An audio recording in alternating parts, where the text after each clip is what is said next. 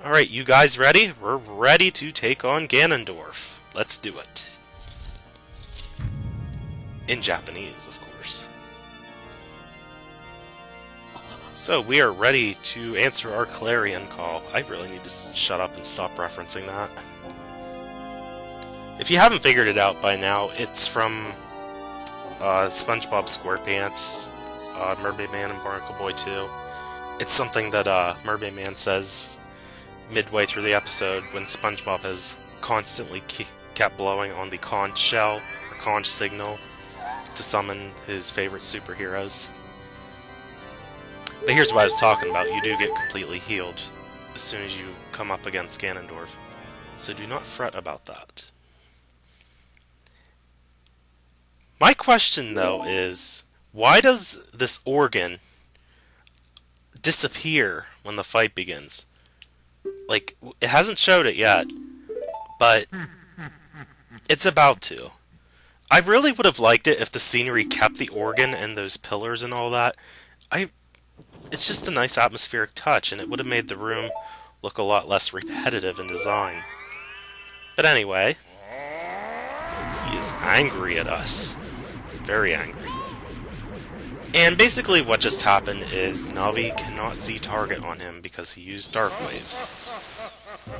Here we go, guys! Okay, get out of the way. And equip the light arrows. That would be a good idea. Unlike me. Don't ever do things the way I do. Unless you want to die. Trust me, it's not a good idea. Anyway. I guess the first thing I'll do... Well, I have the sword out. I guess it's not a big deal. When we have more than one chance, especially when I let the ball of energy hit me. I'm going to put the sword away, though, because I'm about to show you something. I have the empty bottle equipped. Well, guess what? You can hit the energy ball with the empty bottle. That is an Easter egg that introduced that little... Pardon me. This Easter egg got introduced in this game. That is what I meant to say. Pardon me. Anyway, oddly enough, the big Goron sword still works against him, but the game kinda prompts you that you should be using the Master Sword, but it's not required. You can just use the big Goron sword. And I guess I could do crouch stab. It's no real disadvantage of me doing that. And you don't have to use the long shot like I do. Sometimes it helps to get across to where Ganondorf's at, though.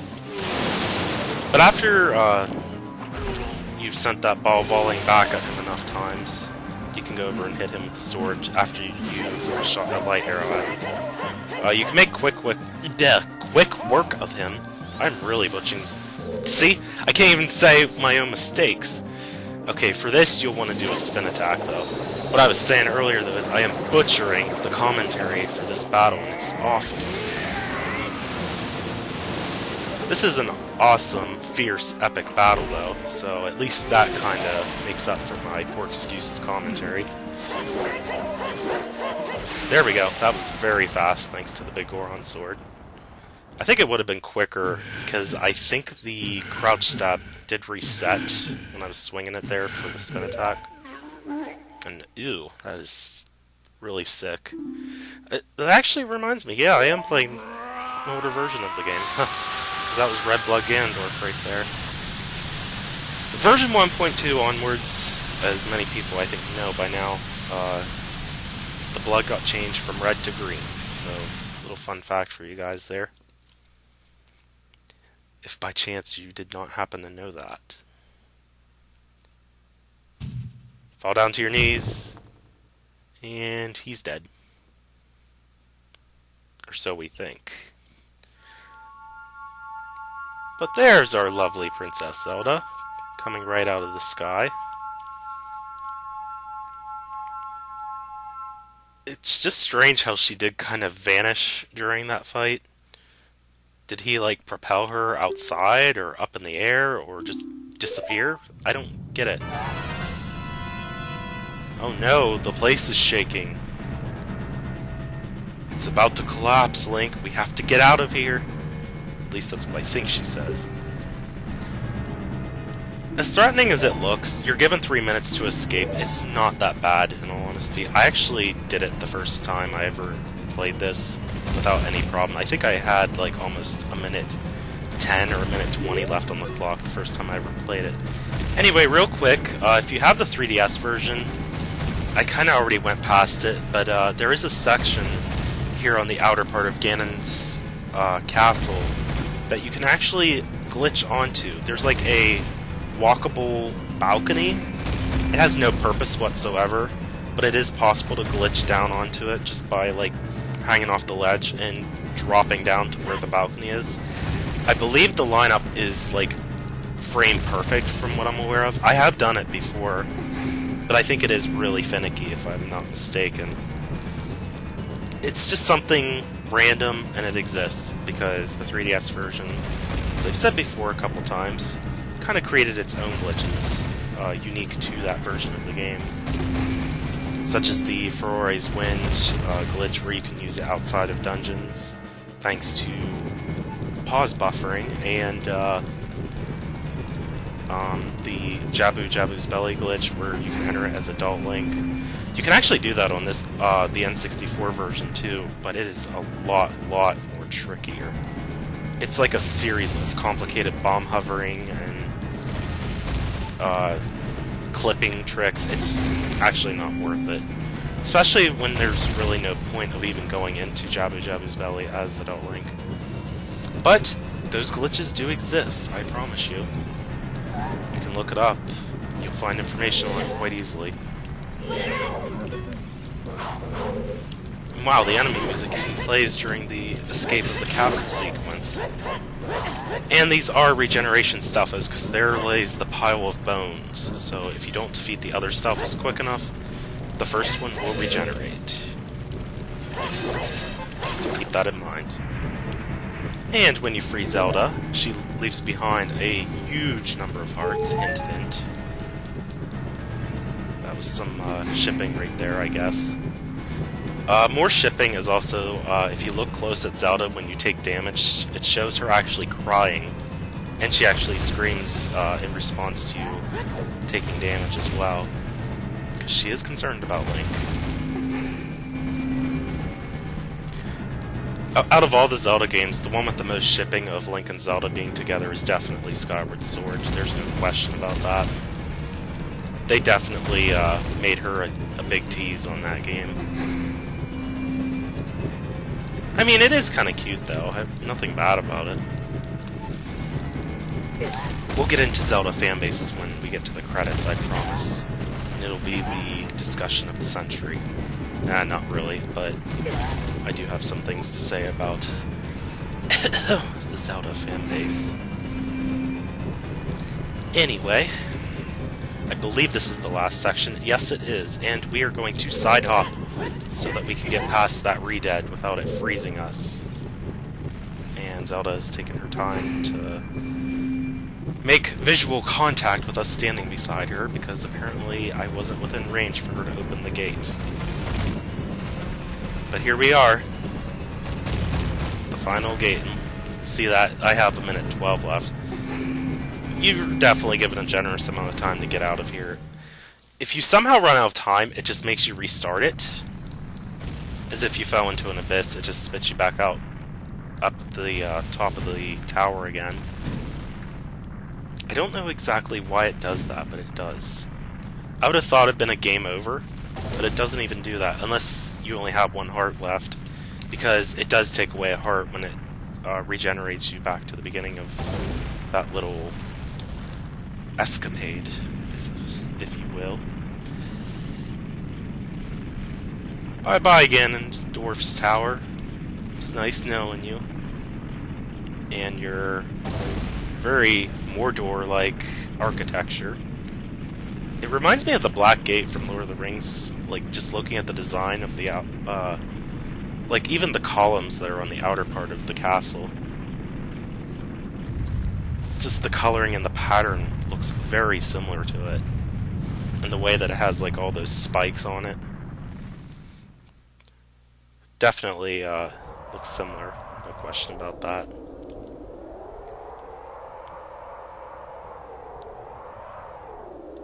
We finally did it, Link. Even though I couldn't read that in Japanese. By the way, this scene is awkward, doing it as young Link, which is possible. And we just heard a loud thud. What was that sound, Link? We're going to investigate, because apparently you won't go in our place.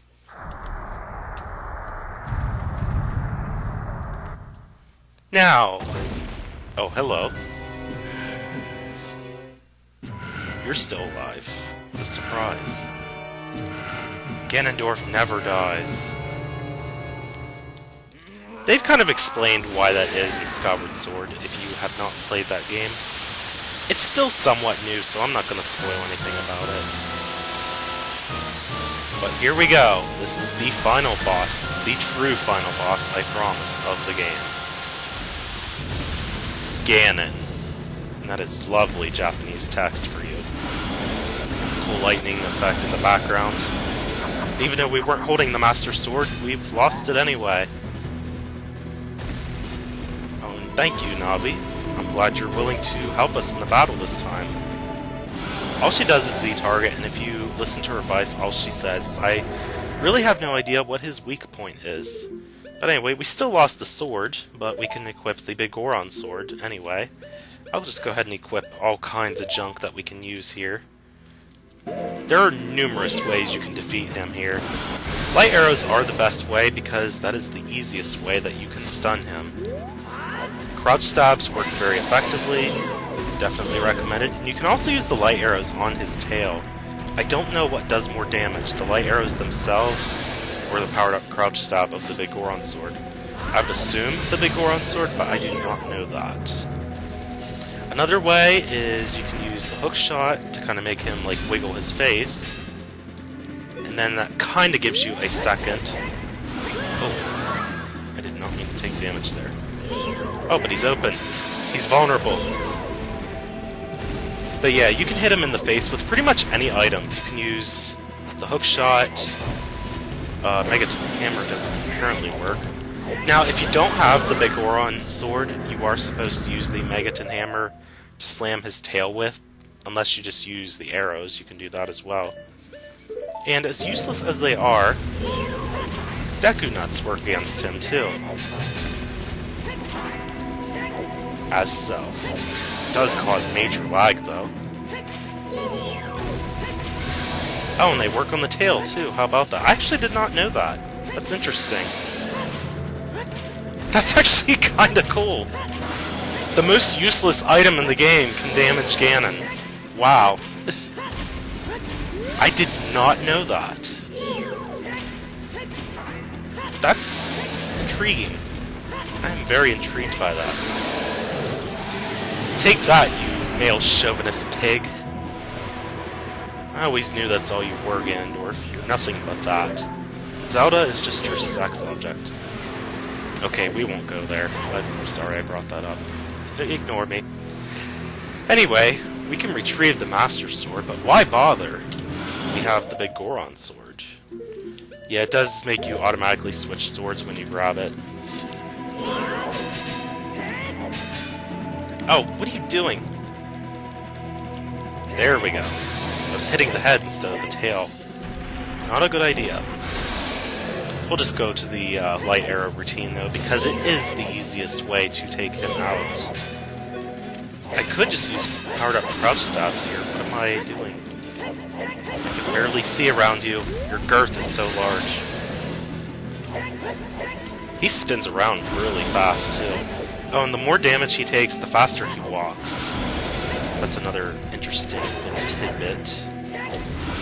Now, if you are fast enough, you can hit the tail without stunning him, as I've shown. But it is a lot more difficult, and it just takes up time, so you're probably better off just using light arrows.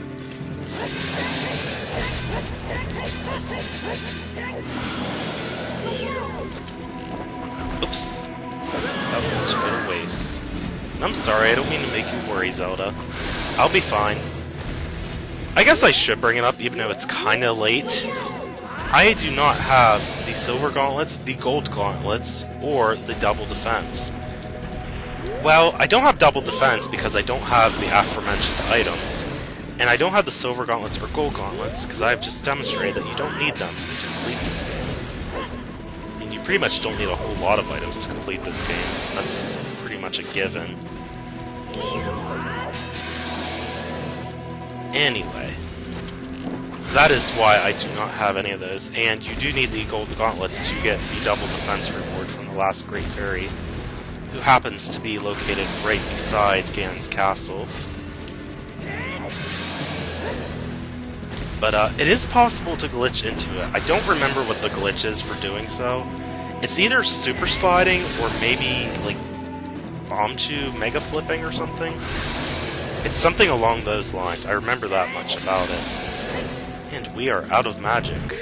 That is why we have this in stock. Oh wait, I want to try something. I'm going to keep using the big Goron sword. Okay, restore magic right in the middle of him staring you down, ready to swipe his swords at you.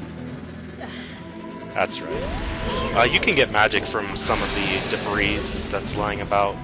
Ganon can use his swords to chop it up if you happen to get low on magic. And if you run out of magic permanently, then you have to resort to primitive methods of taking him out. Meaning, use other items to stun him, or just get lucky enough to roll under him quick enough as he's swiping his sword at you. Now, I'm not sure if the big Goron sword is being ineffective right here, because it doesn't seem like any progress is happening. I've been swiping him a lot. I think I might be required to use the Master Sword. Because he's not going down any faster than I thought he normally would.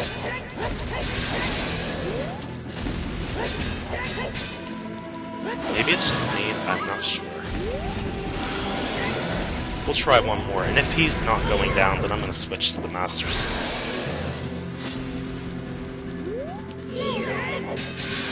Yeah, it doesn't look like it's going any quicker, so we'll equip the Master Sword. There's a reason the game automatically switched you to the Master Sword, I guess. I do want to test it to find out. I think the Master Sword is required to trigger this scene right here, where Zelda uses her lovely light energy to hold him in place. That's right, show him who's boss now. Okay. And magical glow.